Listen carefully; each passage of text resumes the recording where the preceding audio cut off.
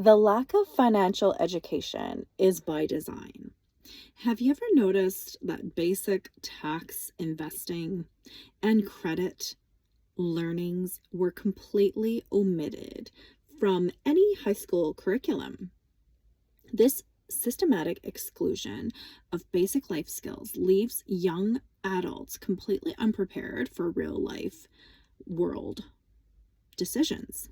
It forces an entire generation to learn critical financial lessons through painful, expensive mistakes.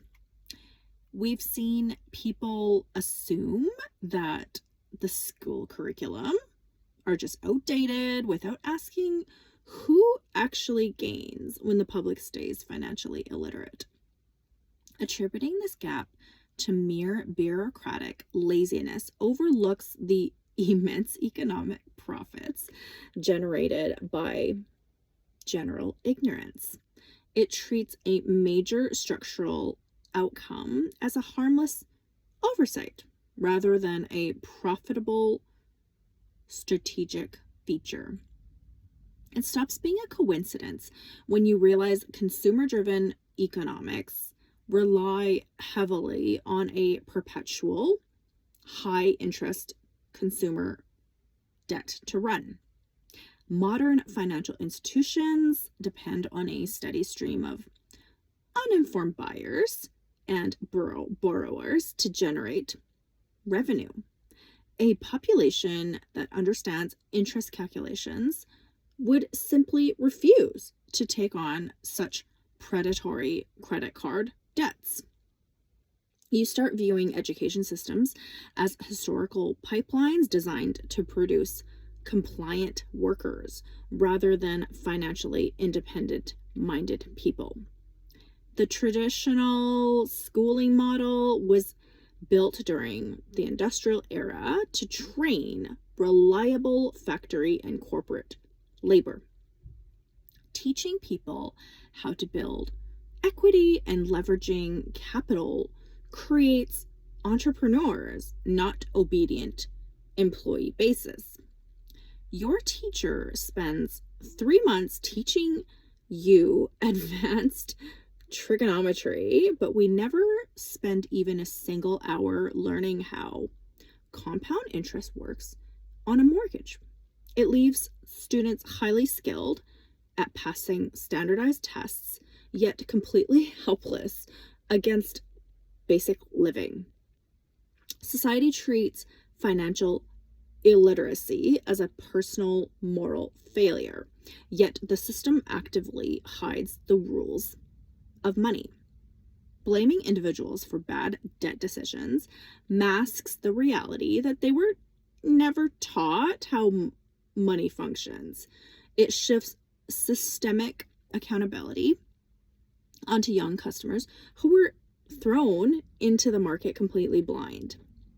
Credit card companies are actively marketing high interest products on college campuses to 19-year-olds, targeting young adults who have zero income and basically no financial education, borders on predatory capital extraction. It locks young people into interest payments before they are even landing their first full-time job. In reality, a population that understands inflation, equity, and asset management cannot be easily manipulated into poor financial decisions. Financial knowledge gives individuals the agency to evaluate bad deals and reject unfavorable economic terms. Keeping the public confused preserves the leverage of institutions that are profiting from this asymmetry of information. When you don't bother to teach kids how banking, credit scores, and taxes operate, you are guaranteeing a workforce that lives paycheck to paycheck. Living paycheck to paycheck forces workers to accept low wages, poor working conditions out of sheer survival. Financial desperation keeps labor cheap, mobileless, and deeply dependent on employer-provided benefits. People often look at wealthy families and assume that they just pass down cash without remembering that they are passing down financial wisdom. The real intergenerational wealth advantage is the quiet daily instruction on asset protection and capital deployment. Privileged households teach their children the rules of money and the game, while public schools remain completely silent. Deciphering tax withholdings, retirement matches, and deductions shouldn't feel like reading a foreign language. Leaving workers confused about their own compensation prevents them from maximizing their actual earnings. It's the ultimate paradox of forcing kids to take on six-figure student loans before they even understand how loan amortization works. 18-year-olds sign binding multi-decade debt contracts without fully grasping the long-term compounding costs of debt. It saddles the next generation with massive liabilities before their professional lives even begin. Modern economic growth relies on constant consumer spending, whereas financial literacy preaches delayed gratification and investment. An educated public saves, invests, and reduces unnecessary spending, which would slow down high-margin consumer consumption. The economy's immediate demand for consumer spending directly conflicts with an individual's need for wealth building.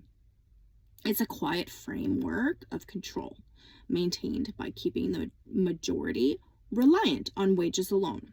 Relying entirely on a monthly wage keeps individuals tied to the labor grid without any safety buffer.